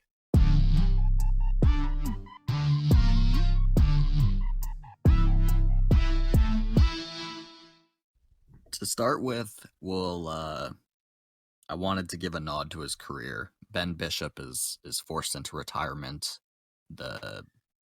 His most recent knee injury, he's been unable to rehabilitate it over the last year, and this week he finally called it a career. Yeah, it's super unfortunate. Great goaltender. He was starting goalie for Tampa for a couple of years. I don't think, he's very good. Huge goaltender. So big, so hard to beat. He had a Great career. Great career. Yeah. When he was at his best, he was definitely one of the top goalies. Top 3. Yep. Continuing on, Derek Brassard will be out until at least the 21st with a lower body injury. Yeah, that's not too bad. That's 4 days away, so. Yep. Point will be out until at least January with his upper body injury. So it's bad, but did it say when in January? Don't believe so. I think early January. Early? That's good then. If he can be back for early January. Yeah, especially with the Christmas break coming up. Yeah, that'll be huge for him. That break, and then he'll probably want to get games in the way Backstrom did just before the All-Star break and the Olympic break. But Blake Wheeler will be out until early January as well with a knee injury. Yep. Yeah, kind of knew that already. We kind of talked about that a bit. So shitty, but I mean, maybe I think it might help their team. Personally. Yeah. Tough blow for LA. Alexander Edler is out till at least I think early to mid-January with a lower body injury. Yeah, it's unfortunate. They have had such bad luck defensively this year. Yep. Especially on the injury front. Tyler Toffoli, he'll be out until early March with a hand injury. Yeah, that's not great at all. Yet another reason why you can basically throw this Habs team this season in the dumpster. Yeah, it's a tough one. Very tough. That's arguably their best forward. Certainly their best scorer, so. Right now, yeah, for sure. Yeah, I mean, it's him and Caulfield just hasn't put the goals in. Well, frankly, I mean, I don't even know who I would list as a better forward than him on this team, consistent-wise. Yeah, sure. It's probably just Anderson, right? Because he's actually been decent for them. High-end Anderson's probably better, but he's only that 50% of the time is the issue. So, yeah, fair enough, no. You can continue with the injury corner. It's a tough blow. Lose Foley for sure. Mitch Marner will be out until the end of December. I believe it's a shoulder injury. Yeah, it's from his collision with Jake Muzzin. Yep. I'm not too surprised. It's probably a good thing. Give him a little bit of a break. This is the first time I think he's actually been injured. And seriously injured by missing games or more than at least 2. So that's a big note that Marner's been very healthy, and the one time he gets hurt, it's his own damn teammate's fault. So yeah. Casey Middlestad is out until the start of February with an upper body injury. Oh boy. I am so disappointed in this season from not seeing him. Yeah, he played like 2 games or something like that. And this is supposed to be a big year. He had a good year last year, and we were expecting a lot. He signed a pretty decent contract or at least a little bridge deal, a little bit of a bridge deal, and it's a good deal. I remember us talking about it, but no, I guess if it's not happening. I guess if he's not playing, it's not. Hey, that sucks. Jonathan Bernier will be out until early January with a hip injury. Damn. I'm pretty sure that's a reoccurring one for him as well. That's not great, but the Devils probably just claim Wedgwood back from Arizona. Hamonic will be out until the end of the month with a lower body injury. Yeah. So, did they sign that guy to play, or has he actually played for that team? There's because it doesn't seem like he ever is actually playing. I just hear news about him not playing. Well, to kind of defend him a little bit based on this is what I've heard him, and he kind of came out and said that he has I think his kid is extremely sick, so he missed a lot of games early to that, and not sure if he was going to be when he would be back for the season because of his family priority. Yeah, I don't know. Child has respiratory issues. Of some sort. And I'm not certain. There's some big reason why of some sort, and the vaccine's involved in some sort where he couldn't get it till late or something. I don't know if he has it or not right now. They didn't. I think he has one from what I heard. Yeah, that's something what I heard. I know he was working on it, but there was health reasons why he wouldn't be able to get it right away. So I'm giving him benefit of the doubt there, but this Vancouver team needs him to play like he did last year. and yeah, definitely show he was that a big boon. Yeah, but frankly, I wouldn't be that surprised if he ends up calling it an early career just because of this family issue. Yeah. A bit of a worrying injury. Reese Johnson will be out until at least the end of January. He has a fractured collarbone. Oh, those are not fun. Hit from behind, I presume, typically, or fell into the boards, but I didn't see the hit or anything. Yeah, that's tough. I watched a couple of kids in my day break their collarbones. Yeah, that was I believe specifically it was his clavicle. Yeah, that's the most frequent break, probably. Yeah, minor hockey. It's such a fragile bone. Yeah, it's such a fragile bone. Lots of hitting from behind. Kids not knowing how to skate. So I saw that a lot. Don't see a lot in the NHL, but it's easy to heal at least. So that's a good part painful. About it. It's one of the really it definitely sucks. Your mobility is definitely lower, but it's a lot easier of a bone to heal than a hell of a lot of other ones. Yeah, exactly. Artemi Panarin will be out until the end of the month. He has a lower body injury. Yeah, that sucks. He started off season really poor, but he really turned it around after the past couple of weeks. Last month. I just looked. He was 5th in scoring last time I looked at the scoring title. Like that's, and I remember the first 2 weeks were like, "Yo, is Panarin a hockey player still?" Like, I haven't seen anything from him. So he's been lighting it up. That's a tough blow for the Rangers, especially since they're in the hunt. They need to score goals to win games. Yeah, exactly. That's the only way they win. So, continuing, the Sabres will lose Robert Hagg until probably the middle to end of February. He has a lower body injury. Yeah, that's kind of shitty, but gives some space for people to come up. I see Casey Fitzgerald's playing tonight for the Sabres. Yep. It's just a blow to their grit, really. You know, he's great at shot blocking. He does the dirty work. Frankly, if you're gonna get injuries in your team, it's these type of teams that you're hoping get the injuries, if any, that they're already in the basement and So Nate Archibald will be out until the middle of January with a chest injury.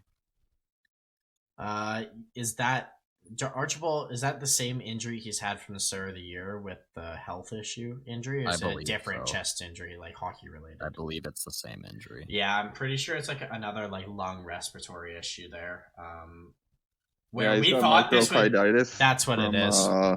From the COVID, yeah. So that's awful, frankly, that his career is going to be cut short from this potential. Yeah, I believe Brandon Sutter's dealing with long-term effects right now. He can't get healthy. Yeah, he just keeps a bunch of guys getting effects and stuff. Yeah, hey, it's crazy. It's tough once you got it and can really develop some serious illnesses. Yeah, should have went into the bubble, whether they like it or not. They should have went into the bubble. I know, like it was kind of a. They wouldn't have had a season. I guarantee you that the players would have said no.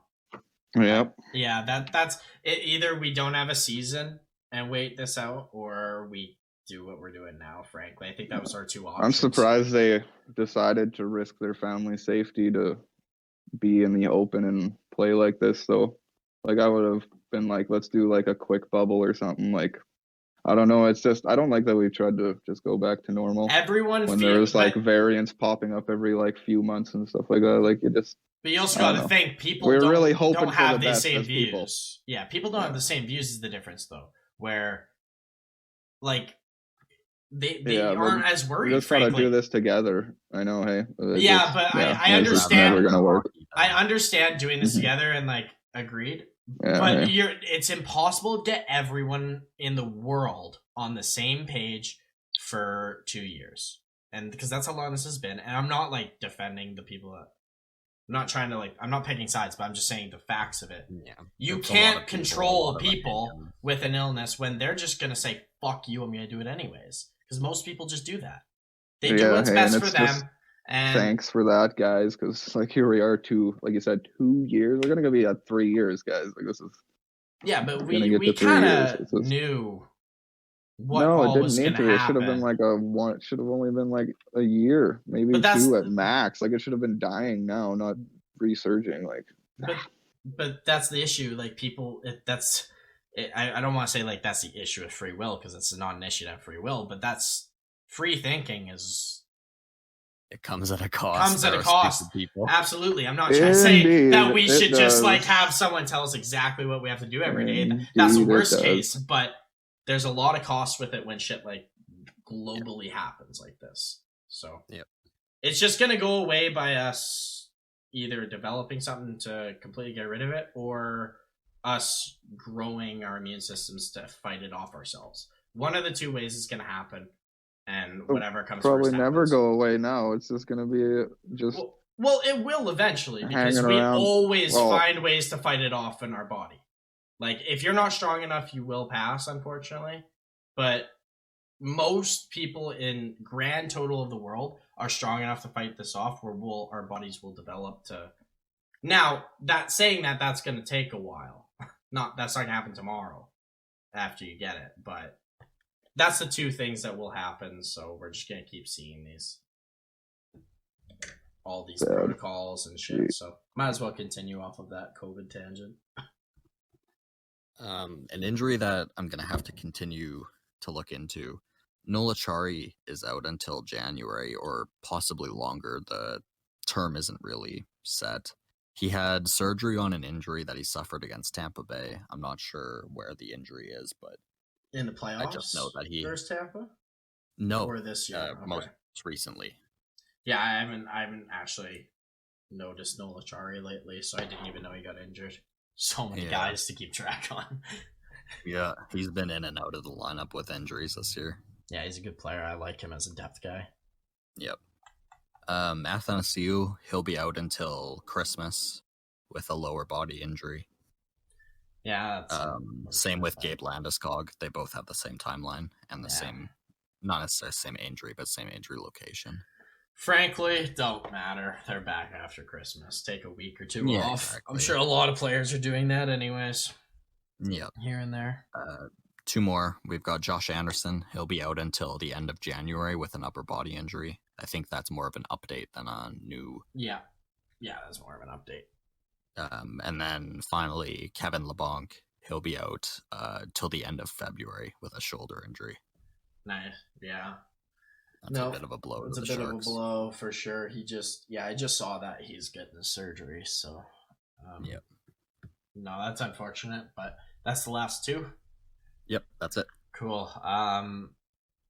Let's dive into a little bit of talk around the league quick. So, let's kick it off with... I'm going to start it off in Tampa quick because I got a little bit of news. If you guys have anything to say, just kind of jump in and say it when you feel needed. We're going to... Mark. Andre Vasilevsky breaks a record for most wins in a calendar year by a goaltender.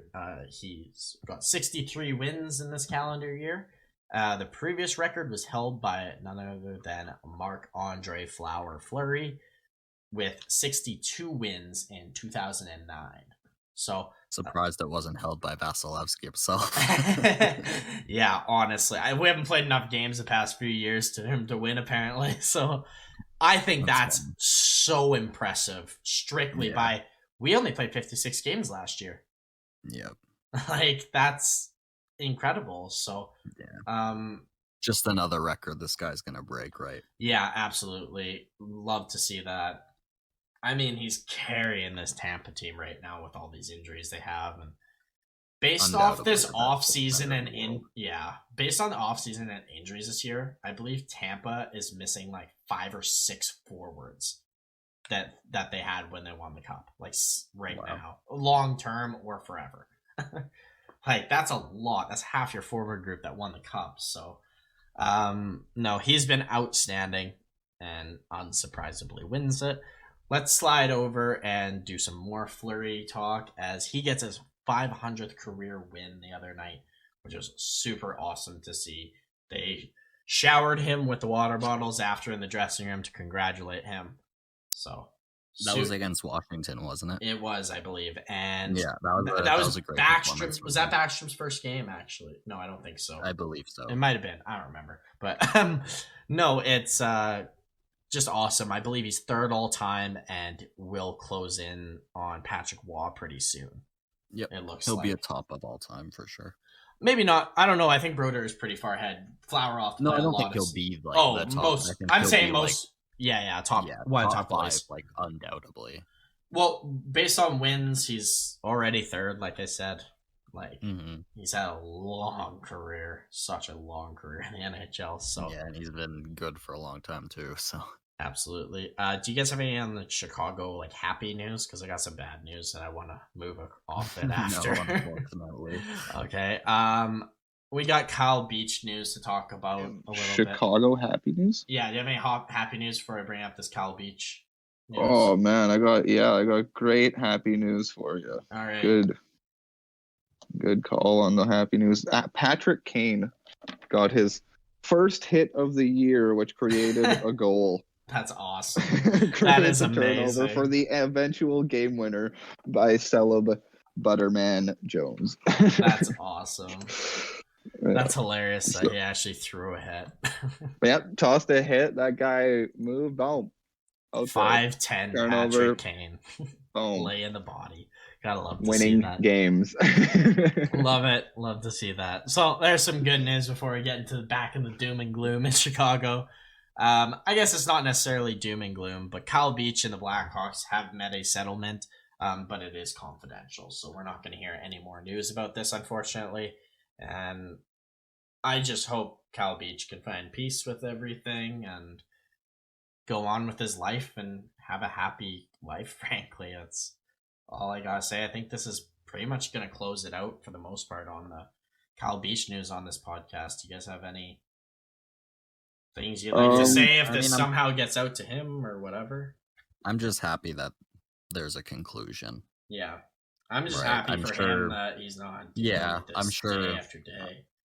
I'm sure as much as he wanted to tell his story, he just as much wants it to be done with. Yeah. And I know this, obviously money is not going to fix what happened, but hopefully it can help with his mental health. Alleviate some of the trauma that was caused by the organization. Absolutely. So.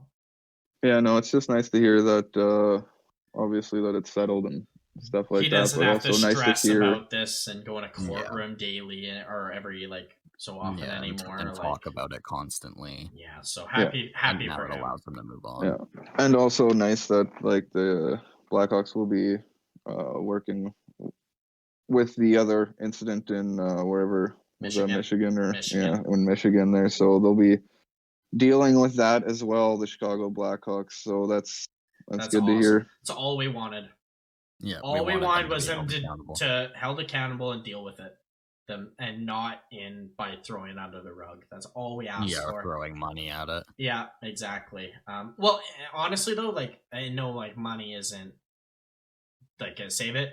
At bare minimum, they should have been throwing money at it and not behind closed doors. No, it's just throwing money to quiet it. Yeah, absolutely. Shouldn't have been quiet, but they should have paid the repercussions of it, right? And seems like obviously we won't know the numbers, so we don't know if they actually did and fair enough, but did enough to make Kyle Beach sign it. So. Yeah, hopefully it's enough to give him a comfortable day-to-day life. Yeah, absolutely. So let's move off of the Blackhawks and let's go over to your neck of the woods. Well, I guess not your neck of the woods there, Jordan, but your favorite team. Let's talk about the Capitals for a second. We got Ovechkin tying Dave Andreychuk with the most power play goals of all time. And a crazier stat that I realized about this, I did not know Dave Andreychuk had the most power play goals of all time. I think that was more shocking than Ovi tying him for all time. Yeah, exactly. We knew that was coming. I knew Dave Andreychuk was a very underrated, gifted player back in the day. I didn't think he had that many. I guess net front goals were really a thing back when he played. Dude, I remember saying this on the podcast to you a while back. Oh, really? Dave Andreychuk. Most power play goals? That's so rattling. Man, we fucking talked about I was so much rattled. I'm standing with you right here just thinking yeah, man, I'm pretty sure I said that as well. Yeah, no, I feel you exactly. Rattled, I did not know as well. Absolutely rattled. Why don't we know random things like this? The most power play goals has been Dave Andreychuk. Yeah. How long? How long has this been? Long time, clearly. When did he retire? 04, 05, 06? Yeah, man, no doubt. It's mind-blowing. Yeah, kind of crazy. Who was the guy before that? Yeah. Things you don't hear about very often. Tim Horton is the guy before. No, I'm just kidding. I have no fucking Of course. clue. Well, who else would it be? I just picked the most Canadian name I could think of that was a hockey player. So Tim fucking Horton. Good Lord. He's a Leafs defenseman back in the day. Yeah. So, no, back to Washington. Sorry, no Ovi. Obviously, pass. We have an all-time or tying with most goals. He's gonna pass him probably this week, if not next. So we'll wait to see that. What a season Ovi's had this year. And yeah, at this rate, he'll pass him next game. Yeah, absolutely. Yeah, with his boy Backstrom back. Backstrom's back. Yeah, I did not get a chance to watch this game, unfortunately. Did you guys watch it? Oh. All you needed to watch was Backstrom and Ovi pregame jamming out together. I saw the TikTok. Yeah, they posted. When you get your favorite teammate back or something like that. Yeah. That was good. I love it. Did you watch the majority of the game by any chance though, Chase? Yeah, a little bit of it. How did he do? How did he look based off of, like, obviously I know he's not gonna be like lighting it up, so right back at her, old Backstrom. Yeah, but like do you look healthy? That's what I care about. Do you look like he wasn't as injured? Okay. That's all. He looked pretty good out there, man. He didn't look terrible, or he didn't look like, he was. Well, that's all you can ask for is just like seeing him kind of back to normal as close as possible and looking as healthy, because this was mainly a trial game for him to like see how he felt, and if he feels good enough and look good enough, then he'll keep playing, which is awesome, and that's what we want to see. Yeah, I can't remember what that line was that he was with, but I don't think they started him with Ovi or anything like that. Right. I think he just got his. But yeah, no. The old Caps. Do you guys have anything else to add about the Capitals in general? Capitals, hey? I do have a thing. I just checked his lines quick. He did not start with Ovi. Yeah, he played with Connor Sheary and TJ Oshie on the second line. Sheary, that was the guy that it was. I was like, Connor I don't Sheary. know who it was that he was playing with other than Oshie, so... Yeah, that's decent. That's decent. Nice to see him back. I see Nick Dowd is back, though. That's pretty dope. That's what's all this, like, a healthy team going on here now? No, not at all. They still have Beck, Malenstein, Protas, Scarbosa as 3 of their bottom 6. And Daniel Sprong's their first line right winger, and Lars Eller's their first line center. What'd you say there, Jordan? You're muted. Oh, we lost Jordan. Well, all right. Well, let's go back to some news. Cliff. I presume he doesn't have anything to add. Let's go over to the Philadelphia Flyers really quick. And Cam Atkinson scoring his first hat trick with the Flyers and his 7th career hat trick. Super awesome. He looks so good for them. It's like he's revitalized himself, huh? He is one of the most pure, natural, just goal scorers in the NHL. Like, he's not outstanding at it, but like, he just knows where to be, and he's got a really good shot. Love Cam Atkinson. What is he, like a consistent 20 goal scorer throughout his like pretty much his whole career? I'd have to see that stat to check. I'm gonna try and pull him up, but no, he's been absolutely outstanding for them on a team that has been very, very piss poor. He was for like 5 years in a row there. He had 21 to 35 goals. Or sorry, for 6 years he had 21 to 41 goals. Like, that's insane. So he's always been a gifted goal scorer in this league, doing it for Philly when nobody else seemingly will want to play. But yeah, moving on, let's talk about quickly the Nashville Predators. Chase, you can kick it off because I know you wanted to bring this team up. Oh yeah, the old Preds. Well, I don't know if you've been watching these guys lately or seeing these guys play. Like, oh my goodness, they're one of my favorite players. They're like really good. They beat Colorado, I think, the other day. Something like that. Yeah, I think so. Colorado 5-2. Old Frank Coos finally playing, hey, for the old Avs. Guy's healthy for once in his life. Yeah. But no, this is loving this team. Like I kind of brought up last week when we ripped over the West Like, should I be getting back into my Nashville Yeah. gear? Because, like, man, I used to like straight up love this team, and I was just all in when they were going for the cup there. But old not Gene, Tanner Janot getting it done. Love Tanner Janot, man. Tanner Man, Janot is the best. He is good at being in the right place at the right time. He is the biggest pain in the ass of all time, and I love that. Like, he's such a good penalty killer. He's always the first in the corner. All he wants is to be on the puck. That's all he wants.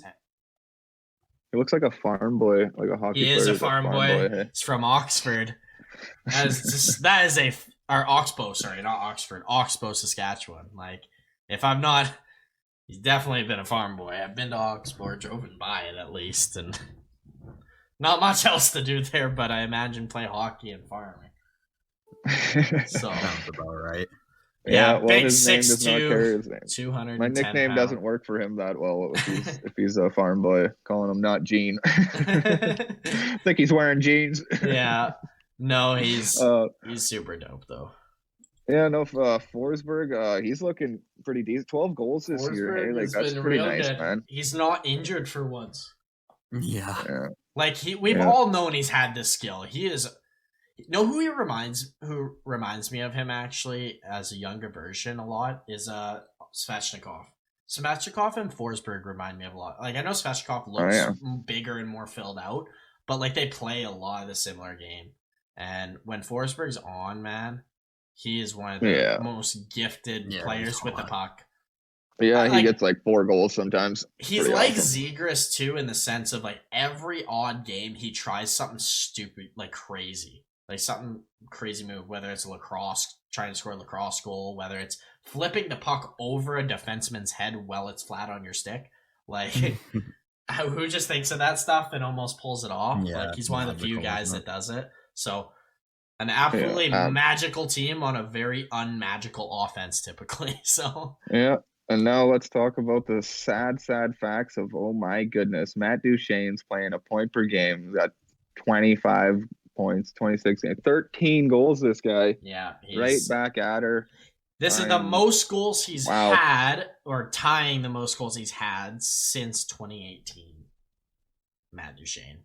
Well, I guess he tied it since 2018. Hey. And he has played 26 games. That's the last time he scored 27 goals or more than 13. Yeah, him, Granlund, and Forsberg are... Yeah, Granlund's really good. Johansson, as a matter of fact. Johansson's been really good. It looks like he's on some... COVID. Classic COVID, who isn't on COVID right now. Yeah, pretty well. But... Yeah, 8 goals, 16 assists for Ryan Johansson. That's chilling at 4. He actually got more points than Forsberg, but yeah, Philip Tomasino playing full time too. He's not looked completely bad at all. Yeah, no, exactly. He's not scoring as much as you hope, but Tolvanen's past couple weeks has been brilliant. Yeah. Hey, he looks like he's starting to heat back up. Like, he had 4 goals in 4 straight games or something like that. Tolvanen past week.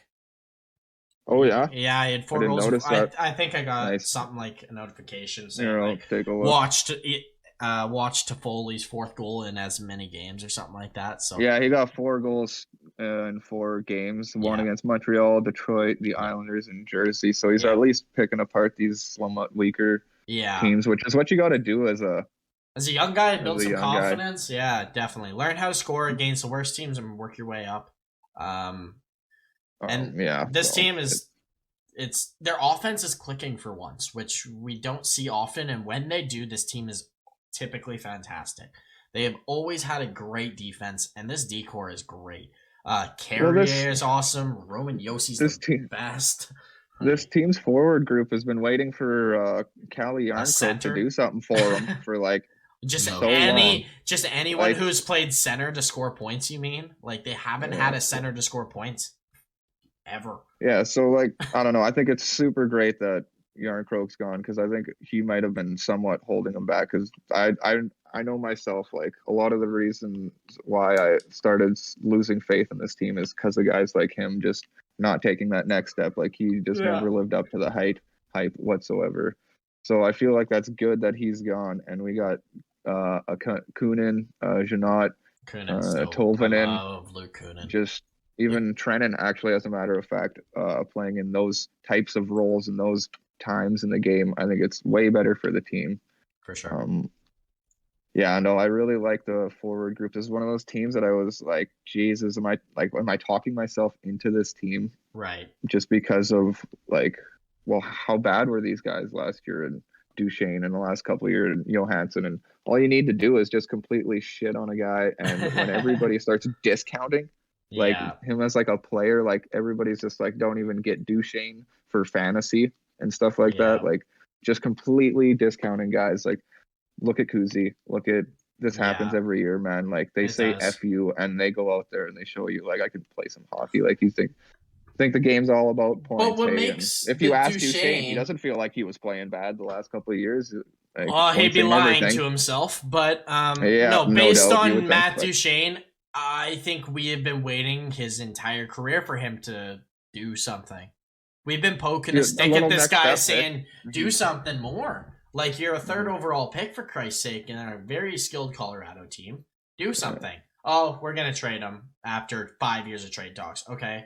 Finally move him. You finally get to be a number one center somewhere. Do it. Be a number one center. Doesn't do it. And then just years and years of underwhelming. And then this year, I don't know what he puts in his coffee now, but like, Jesus Christ, scoring a hell of a lot more goals than we would have thought. Like he said, scoring 13. On 1 point under a point a game this year. Per game, yep. Basically a point a game. Never thought we'd see this again from Matt Duchesne, honestly. Like, when you go 12 years of your pro career, people saying you're going to be a number one center and you don't do it, I think people are allowed to have their doubts about you. So, exactly. But you said, though, proving them wrong. And with this team, it's like, it's not that you needed both of them to just light it up all the time. That would help to win a cup for sure, but like one of them needs to do something in the regular season, and you should be comfortably in the playoffs. You know? They have two of like they made the playoffs without these guys doing anything. You know, it was literally Roman Josi and UC Saros, and that hasn't changed. Those two guys are still the greatest things to happen to this team. When they went to the cup final, it was Roman Josi, Ellis, and Rinne. Like, it wasn't their offense again. So I'm a lot more confident in this team than I was at the start of the year. They didn't have anything that I looked their offense where I was like, this team sucks offensively.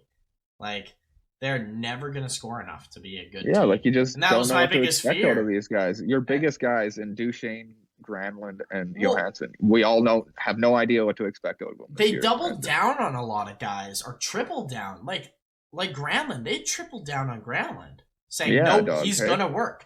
And, like, I love Michael Granlund. Like, I loved him in Minnesota. I thought they stole him from Minnesota with the Fiala trade at the time. Like, I was all over. I was like, Nashville just fleeced Minnesota. Like, Minnesota's an idiot. They needed this center. He's their number one center, and he's going to kill it in Nashville. And he never really did. And then all of a sudden, after the third time signing him, he's pretty good. The flame was put out instantly when he went to Nashville. Just went to Nashville and just... And then they somehow relit it. Like, I didn't understand, but no, this team he's got as many points as he had last year. 27 points. Proving this team off, or proving me wrong. And so one of the best things to see about this team, I will say, they just recently have called up Cody Glass, who had a really good stint in the AHL, over a point per game. Hopefully he can maybe create some offense for them too. Yeah, with all the COVID and whatnot, I'm going to get the chance. Hopefully he can maybe make play something top happen. 6 with Johansson out, maybe play that second, third line or something like that. Get a chance. But it's this defense that just, I mean, obviously it's Saros, who's just like one of the best goalies went consistently, but like Roman Josi, Ekholm, Dante Fabro's pretty decent, Alexander Carrier, like really bottom pairings defense. With like Matt Benning and Borowecki. Like Matt Benning was decent. A guy that I was pretty okay with Edmonton trying to keep around. I thought they would keep around. Borowecki is a 7th D-man. I definitely don't hate. I don't love him as an everyday 6th D-man, but they got Fabro. They got Philip Myers too. Yeah, they got Ben Harper if they really want to slide him in instead. Like, no, I like their decor. I love their goaltending.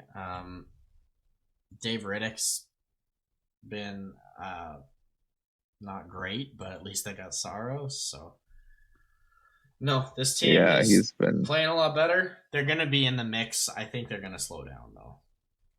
I do think they will. Yeah, like I'm not sitting here saying that these guys are gonna keep up their point per game pace, but like we're looking at you gotta give credit when it's 60, due. 70 points. That's Man, for sure. Yeah, like, you gotta give credit where it's due with this team.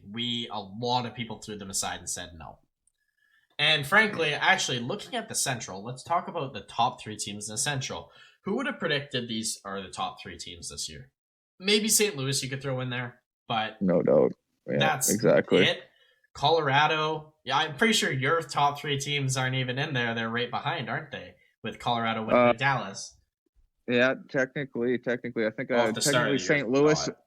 Technically, St. Louis is in the right spot, but yeah, Colorado and Winnipeg should be where Minnesota and Nashville are right now. Yeah, like it's this Central is. Just I guess winning percentage, Colorado's in the top 3. Colorado is first in pretty well everything, but how good Minnesota and Nashville are playing. Like it's awesome to see these other expansion teams lighting it up during new expansion year. Yeah, because it's like exactly you guys should be good. Not I want to see Minnesota win a cup once in my life. That's all I want to see them win. Like I don't know what it is. I've always had a connection to the Wild. Like with this is a hockey town. They should be successful. Like I always look at Minnesota and I'm like, you guys should be good. People will go to your games every day. Every day you play. So long to watch Koivu lift a cup and he never did. Yeah, honestly, that's so true. Like it's this team is. We've been waiting for a Minnesota team. Like we know how big their college team is, the Golden Gophers or whatever. But their NHL team has that potential too if they can just start going. And like you said, this is the best Wild team we've ever seen. It's so awesome. So awesome. Matt and Alex Goligoski running the show back there. Absolutely love what he's pulling out from them. 19 points as a 36-year-old. Like, wow. Man, does that guy produce points. Like, I love him. So good. Alex Goligoski, one of my favorite players throughout. Just one of those like random players that as a young kid you just fall in love with. He was that for me. Yeah. When he played for Pittsburgh, just loved him. Love it. Yeah, that was Jordan Stahl for me. Yeah. No, loved it. So, love these 3 teams in the top. They're performing extremely well in the Central. The old Dallas is starting to get slowly squeezing out of my hopes because they are of how the streakiest team in the NHL. Yeah, literally. They're I had Stanley Cup hopes for them just because of like if things do go well, I think they'd be just like a Montreal, real hard to play in the playoffs. It's just not like they might not even get there like they did last year. Like Nashville might be too good, especially with guys playing good and having young guys to just give you that extra kick. I mean, I know Dallas has 3 games in hand to Nashville, but Nashville's 9 points ahead still. Yeah, exactly. Hey, exactly. It's going to be tough. Streaky team. Yeah, like, you've already lost 4 in a row lately. Yeah, we haven't seen you play consistent hockey. So until you do that, like we're not going to have so much confidence. Like same with like Winnipeg. Like I have confidence that they'll make the playoffs. That's a great comparison you have right there, bringing up Winnipeg, because I have a question that kind of goes along with Winnipeg. Do you think they need a change of voice in that locker room in Dallas? Not saying that Rick Bowness isn't a good coach, and I'm not saying that like this is just a serious question. Do they just need a new voice to come in and say the right things at the right time? Like, I mean, I know every team could use that, but they could use they could use a different dynamic. Maybe like if they miss playoffs this year, do you fire the coach just for a new voice? Yeah. If they don't make the playoffs, like Boney ain't sticking around. Yeah. So and they were honestly, too good this year. How many games actually miss? How many games would they have to lose for you to want to do it in the season? Would you want to hold tight throughout the whole season with Dallas and Bonus, or is there a number that would make you like, kind of like with Vancouver? They were gonna probably wait the whole season with Benning and Oh, dude, if they Green? play under like 500 for the next like 5 to 10 games, I'd be strongly considering cutting them. Getting rid of Yeah, I bonus. would. Okay, Yeah, I'd that's actually just be where I kind was of, wondering because and like I'd be real mad about the move and thinking about it, and I probably wouldn't end up doing it because it's too late in the season or something like that. Hey, yeah, or no, I'd feel like and it. that's But I think you have exactly to why make I the asked. decision in the Hey, next 5, 10 games, right? yeah, So it's got to be before the halfway point. He's really on the hot seat right now. This Dallas team should be a playoff team this year. Like we gave them a bye last year based on injuries. This team should dominate people. They should. This is a very good team. These guys are like very strong players, and they've all been around for like ever. You guys should be able to play this game like the back of your hand, play with your blindfolded or something like that. Like. Yeah. You have very, very good players like Sagan. Like, so maybe they need the new coach now. for Sagan. That's what I'm wondering. Because he's 29. Put this guy in the AHL or something. Is that what we need? Like, you can't. Do we need to put you in the AHL? Like, Jesus Christ, man! Figure out how to score again. You can't. You know? He will get claimed in a heartbeat by a team. In a heartbeat. Yeah, like if you could do like a if you could random like a. Well, there's like one thing you can do. Conditioning stint or something like that. Like, say that he's like. There is trying to get back from an injury. Like there's one. Well, this is his first season off of the big surgery he had, right? So he said his game has changed, and he's trying to. He had to regrow all his muscle in his one leg, Jesus. like regenerate all of it. So I understand why he's struggling. I mean, what you're saying by like sending him down, there is technically an option they could do. They could scratch him for a game, and say like, look, you need to get better. But because of the injury recovery and him regenerating muscle into his leg, basically, I know from personal experience, it's impossibly hard. Like, it's so hard to do, to build your muscle back up to what it was right before the injury. Because it takes years to develop that strength and muscle and all that. And within months, it's gone like that. So, no, I completely get it. I think it might just be the season or the first half where he's just like, no, I don't want to say useless, but I want to say not what Sagan is. Yeah, exactly. So, I was hoping for a put big him in opportunities to succeed as best. Maybe we're looking at a second half out of Sagan, and we're not going to get a full year out of it. That's why I'm not as worried about Sagan. It's guys like Radulov and Ben that I'm like, damn. As a Dallas, if you're a Dallas fan, you're like, damn it, they're just not what they used to be. They better play good in the playoffs. Yeah, we honestly. Make the playoffs. Yeah, that would be the only saving grace, is if they played strong in the playoffs and played the right way. So I think this Dallas team is like, everyone's talking about like the new age coming up with Rupe and Robertson. I love that.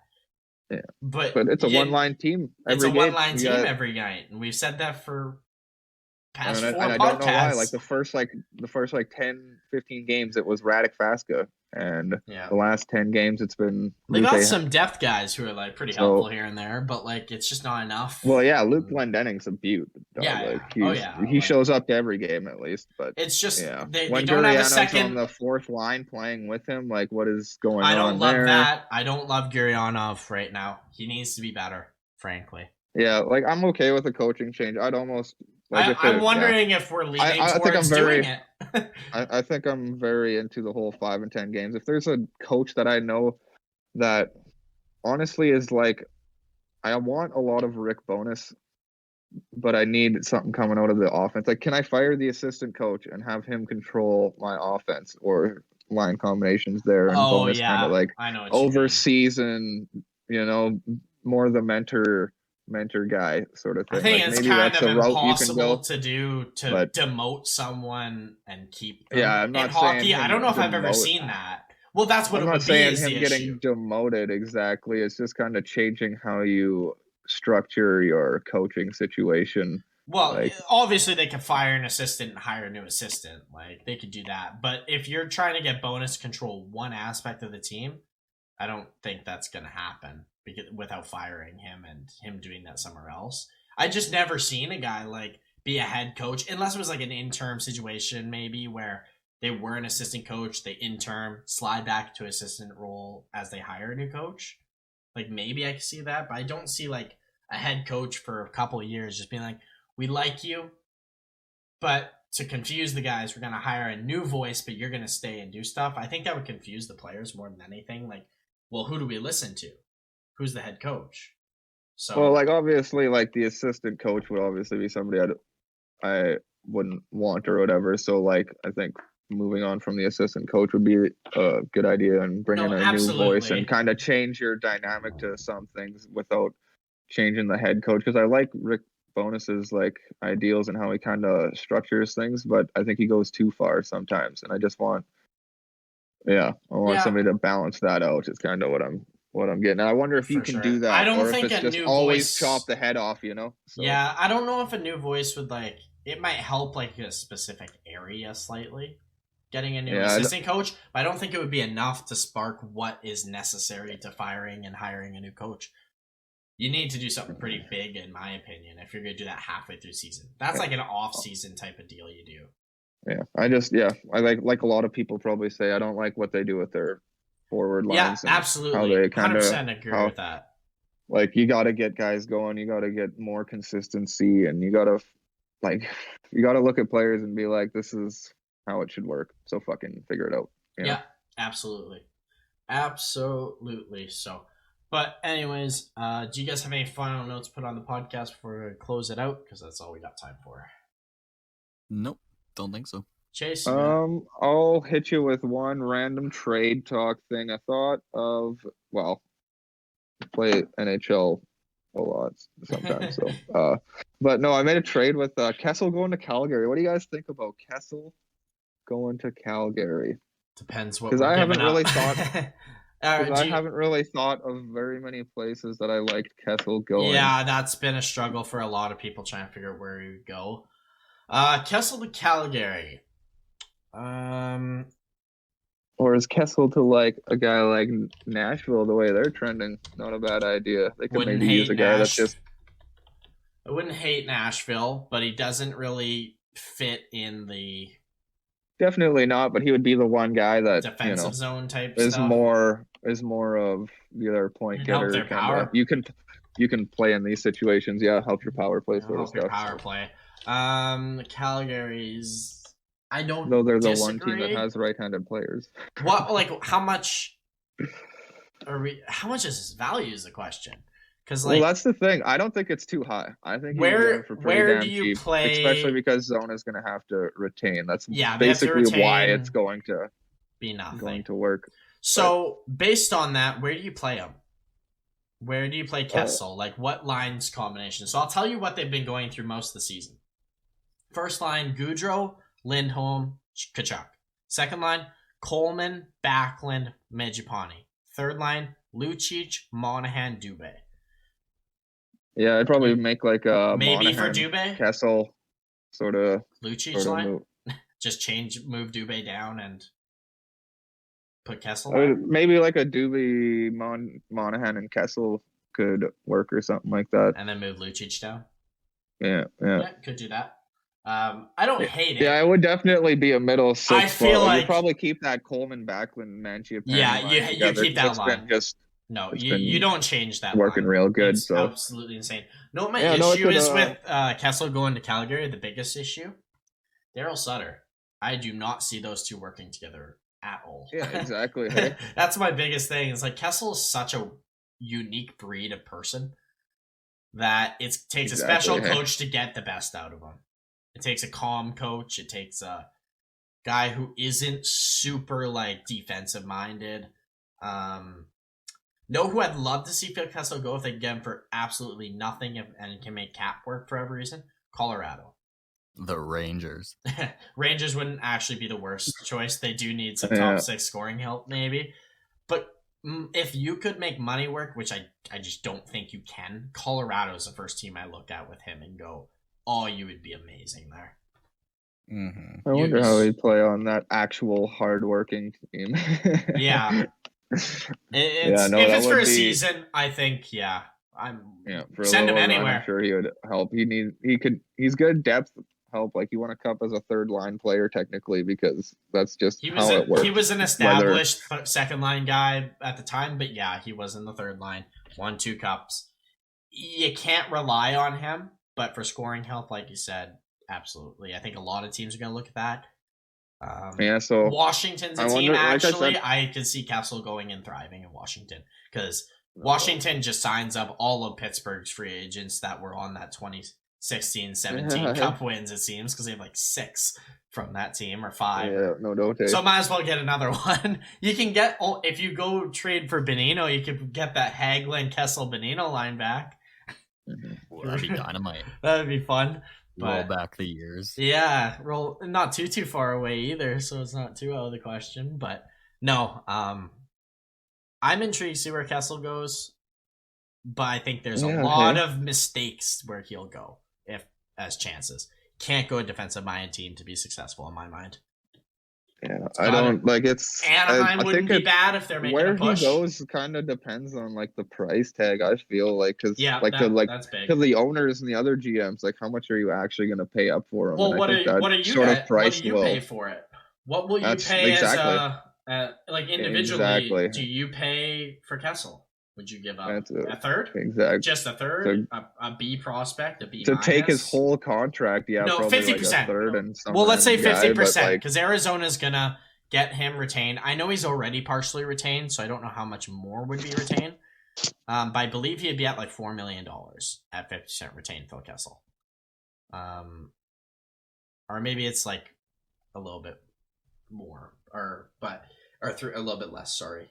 It might be like 3.5 to 4 million, but no, it's really, if you're not looking to give up much, then I don't see why you don't get Kessel. If they're asking for more than a second round pick, frankly, I don't know if you do it. Yeah, I mean, he's still more than a competent NHL player. He's more competent NHL player, but not more than a second. I don't think. He's 36. He's a free agent this year. You know he's not signing in Arizona. Yeah, exactly. It's a rental, no matter how. It is a rental, and you do not pay more than a low-level prospect or a third-round pick, fourth-round pick type. At most a first, if you're like a high contender. I don't think you ever give up a first or even a second-round pick for Phil Kessel. I wouldn't. I think that'd be a massive overpayment, but like I could see a contender that thinks they'll get a late. If there's a lot of bidders, I can see that. If not, I think you're the dumbest GM of all time giving up a second or a third for a guy who's just going to walk or potentially retire in the free agency. No. But anyways, that's it for this week's podcast. Go follow us on our social medias on Twitter and Instagram at The Couch on Ice. You can follow our YouTube channel as well. We're going to start posting stuff on there. We're working on videos like crazy lately, so just trying to get them all ready and holding off on some Olympic stuff because, like I said, we don't know. But just be on the lookout and catch us next week. Our times have changed back to normal, so it's still going to be normal podcast upload days, so be on the lookout. Anyways, catch you guys next podcast.